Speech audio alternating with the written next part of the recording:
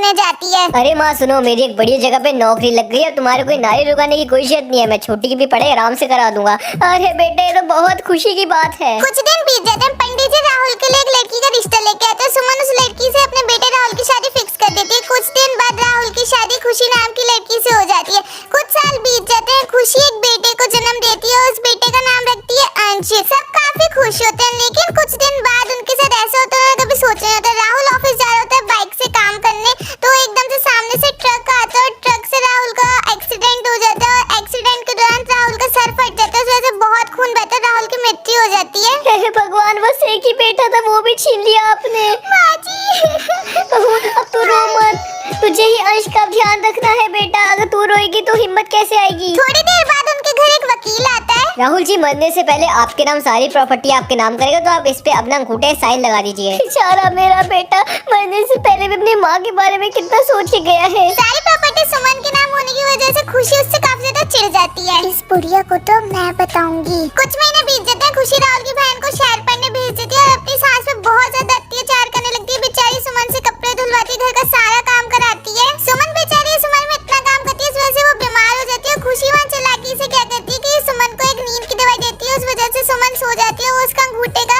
निशान ले लेती है प्रॉपर्टी पेपर्स पे। ऐसा है बुढ़िया, अब ये मेरा घर है, मेरे घर से निकल जा। बेटा मैं इस उम्र में कहाँ जाऊंगी, मेरे बारे में भी तो कुछ सोच। तो ऐसा है, मैं इस घर के आंगन में तेरे लिए एक झुग्गी बनवा देती हूँ, वही रह लियो। खुशी वही सुमन के लिए घर के आंगन में छोटी सी झोपड़ी बनवा देती है। उसमें सुमन बेचारी रहने लगती है। ना सुमन के पास खाने के लिए कुछ था, ना ही ओढ़ने के लिए। तो सुमन सोचती है वो फिर से नारियल की खेती करे, नारियल की खेती करने लगती है। जब तक नारियल की खेती होती है जब तक बेचारी भीख मांग के अपना काम चलाती है। कुछ महीने बीतने के बाद सुमन की खेती रंग लाती है। सुमन के खेतों में काफी अच्छे नारियल उगते हैं। नारियल ले लो, नारियल 100 के दो, 50 का एक नारियल। नारियल पानी ले लो, 30 वाला 50 वाला। अरे ये कितने का है नारियल? 30 का है बेटा, 50 का भी है। अरे मैडम जा नारियल पानी देना। हाँ भाई साहब दे रही हूँ। आंटी जी ऐसा करिए, दो मुझे भी दे दीजिए नारियल पानी, अभी देती हूँ। पहले ही दिन सुमन की काफी ज्यादा बिक्री हो जाती है। सुमन काफी मेहनती थी। देखते देखते सुमन रोज नारियल पानी मार्केट में बेचने जाती है, उसकी बहुत बिक्री होने लगती है।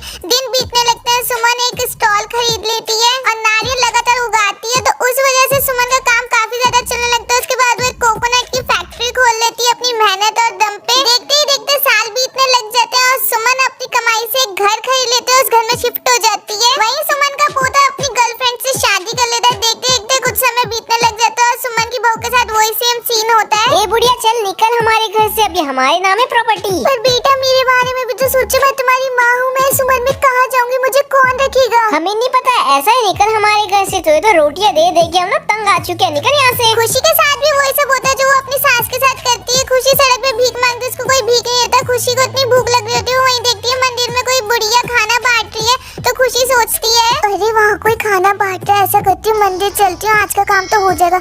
अरे ये क्या, ये तो मेरी सास है माँ जी।